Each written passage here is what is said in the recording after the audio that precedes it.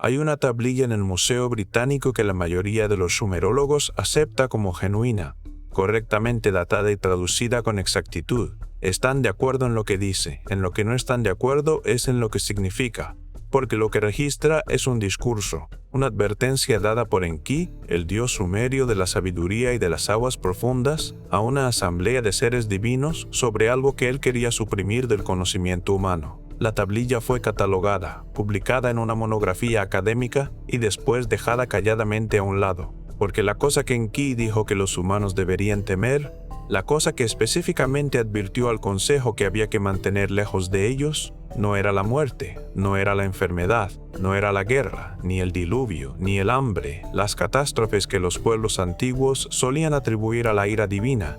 Era algo completamente distinto, y una vez que ves que era. ¿Y por qué él pensaba que sería peligroso que los humanos tuvieran ese conocimiento?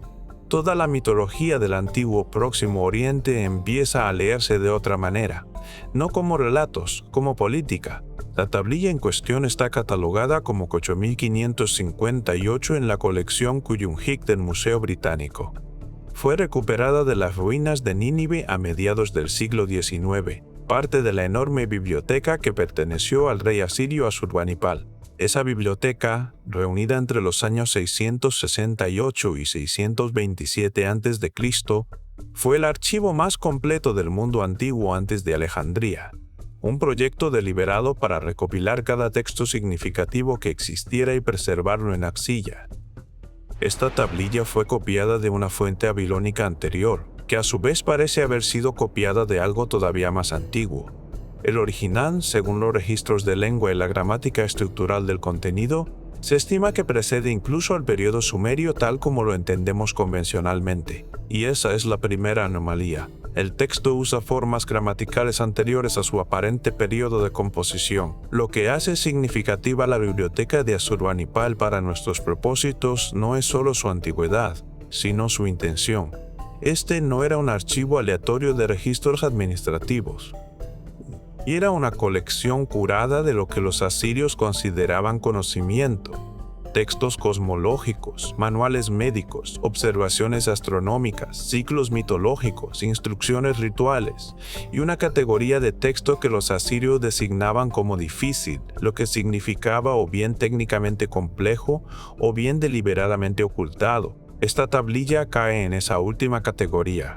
Los textos difíciles no fueron suprimidos, fueron copiados y almacenados con particular cuidado, pero también fueron anotados como textos que requerían interpretación, que no podían simplemente ser leídos por un escriba alfabetizado y entendidos. Y cuando las excavaciones de Austen Henry Layard en la década de 1840 empezaron a descubrir la biblioteca, esta tablilla salió de una cámara específica, una sala que los arqueólogos han identificado desde entonces como distinta del archivo general. Era parte de un subconjunto, una colección dentro de la colección.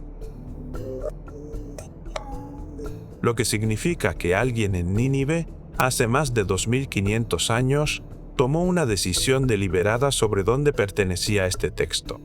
La tablilla en sí es aproximadamente del tamaño de una mano, arcilla cocida, escritura cuneiforme en ambas caras. El anverso lleva lo que parece ser una invocación mitológica estándar, el tipo de fórmula de apertura que aparece en cientos de textos sumerios y acadios, pero el reverso es distinto. Contiene una advertencia específica y estructurada, pronunciada por Enki ante un consejo con nombre, en respuesta a una situación específica sobre una categoría específica de conocimiento. El núcleo de lo que sobrevive, admitiendo variaciones de transliteración, dice así: Enki se dirige a la asamblea de los grandes dioses y les dice que una cosa ha sido dada al pueblo de cabezas negras, un nombrar de aquello que pueden sentir dentro de sí mismos.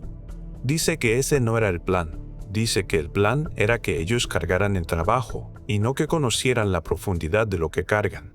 Dice que si llegan a conocerlo plenamente, si encuentran la cuenta, la medida y el primer número, entonces el trabajo termina. Entonces lo que fue construido no puede sostenerse. Instruye al consejo diciendo que el conocimiento del primer número no debe ser pronunciado, no debe ser escrito en una forma que ellos puedan encontrar.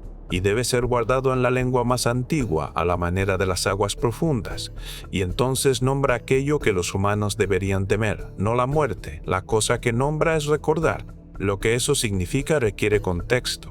En el pensamiento cosmológico sumerio, la memoria no es simplemente una función cognitiva. Los sumerios tenían un concepto, el me, que se traduce aproximadamente como las leyes divinas o los atributos fundacionales de la civilización. Uodiros eran cosas como la realeza, el descenso al inframundo, las artes del escriba, la fabricación de armas, el descenso de los dioses y docenas más. Se entendían como objetos reales, tablillas divinas que Enki mismo custodiaba en su Apsu, su dominio submarino, antes de ser distribuidas a los otros dioses y eventualmente a los humanos. La memoria, específicamente la memoria del origen, no aparece en las listas estándar de los Me. No es uno de los atributos distribuidos, y esa ausencia es llamativa, porque en esa misma tradición mitológica los dioses mismos están definidos por su conocimiento del origen. Saben de dónde vinieron, saben lo que eran antes del arreglo actual. Los humanos en este sistema no. Están descritos en la epopeya de Atrahasis, la narrativa de creación más estrechamente relacionada con el contenido de esta tablilla, como Lulú. Los trabajadores primitivos, creados para cargar la carga que los dioses menores se negaron a cargar, creados para no saber, creados específicamente sin el me de la memoria del origen. Y lo que el discurso de Enki revela es que esto fue deliberado, no un accidente de la creación, una decisión de política tomada en consejo y registrada en arcilla. La primera de las cosas nombradas en el discurso está descrita en la tablilla como la cuenta de los padres.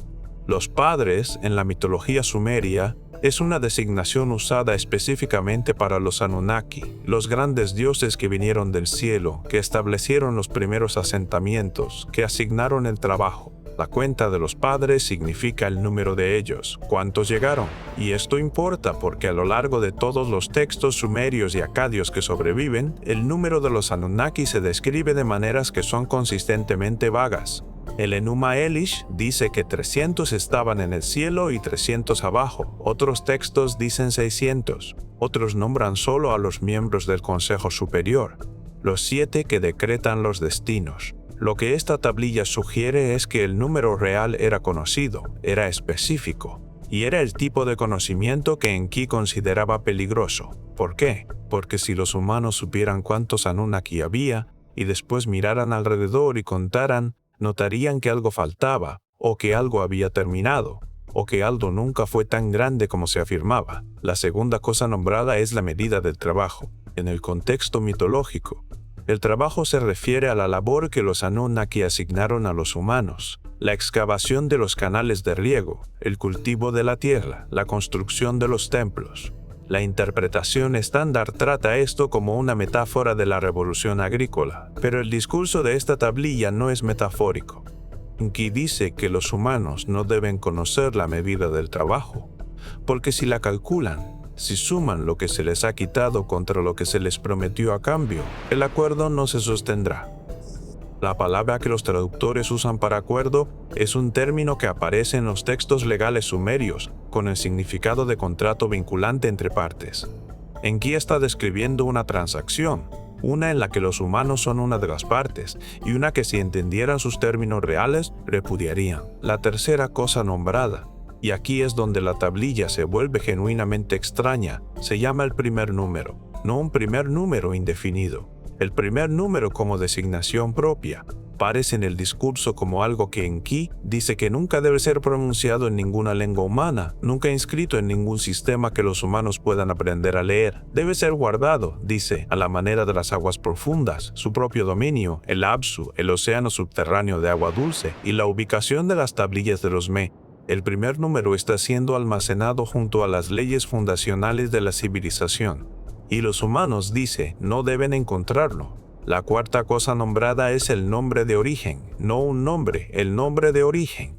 En la convención sumeria, un nombre declaraba la naturaleza, que era una cosa, de dónde venía. El nombre de origen de los humanos es algo que Enki dice que el Consejo debe proteger. No dice que sea falso, no dice que haría daño a los humanos conocerlo. dice que cambiaría el acuerdo, lo que implica que el nombre que los humanos llevan actualmente, la designación que se les ha dado, no es el nombre de origen, es un nombre de trabajo, una etiqueta funcional, asignada para el propósito del arreglo. El nombre de origen real significa otra cosa. La quinta cosa que la tablilla referencia es el lugar antes de la tierra.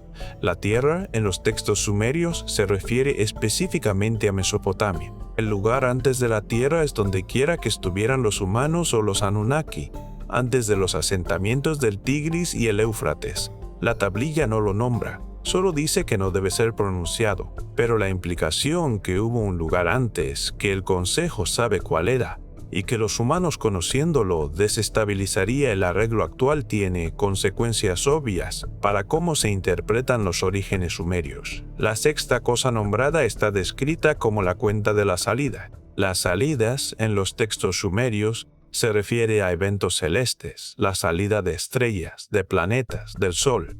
La cuenta sería algún registro astronómico, un número de ciclos. Enki dice que los humanos no deben conocer esta cuenta, porque si la conocen, sabrán cuánto tiempo han estado aquí, cuánto tiempo ha estado en vigor el arreglo actual. La séptima cosa nombrada, la última de la lista, es la que Enki nombra de forma distinta a todas las demás. A las primeras 6 las describe como cosas que no deben ser conocidas. A la séptima la describe como la cosa que no debe ser recordada. De las otras dice que pueden ser ocultadas, que existen fuera de los humanos y pueden mantenerse lejos de su alcance. Pero la séptima dice, ya está dentro de ellos, no es conocimiento al que hay que impedir la entrada, es memoria a la que hay que impedir el regreso, y eso explícitamente es lo que él llama la cosa que los humanos deberían temer. No la muerte, no el castigo, no la retribución divina, sino el regreso de esta memoria. Porque dice, y esta es la parte de la tablilla que ha generado la mayor incomodidad académica, que si regresa, ellos ya no necesitarán al Consejo. El contexto de este discurso es la crisis laboral de los Anunnaki. Y esto no es una interpretación marginal, es la comprensión académica mayoritaria de por qué la epopeya de Atrahasis, el Génesis de Eridu y las narrativas sumerias del diluvio describen la creación humana como la solución a un problema. El problema era la mano de obra. La historia, a través de múltiples versiones, va así. Los Anunnaki, los grandes dioses, habían asignado el trabajo de mantener el mundo a una clase inferior de dioses llamados los Igigi. Los Igigi trabajaron durante siglos y después se rebelaron. Quemaron sus herramientas. Se reunieron en la puerta del recinto de Enlil y se negaron a continuar. Los grandes dioses se convocaron para abordar la crisis. Y la solución propuesta por Enki, notablemente no por Enlil, que suele gobernar los asuntos humanos, fue crear un trabajador sustituto, el pueblo de cabezas negras, hecho de arcilla y de material divino, diseñado para cargar la carga que los Igigi habían rechazado. Esto está en los textos, no es una lectura marginal, es lo que dicen las tablillas.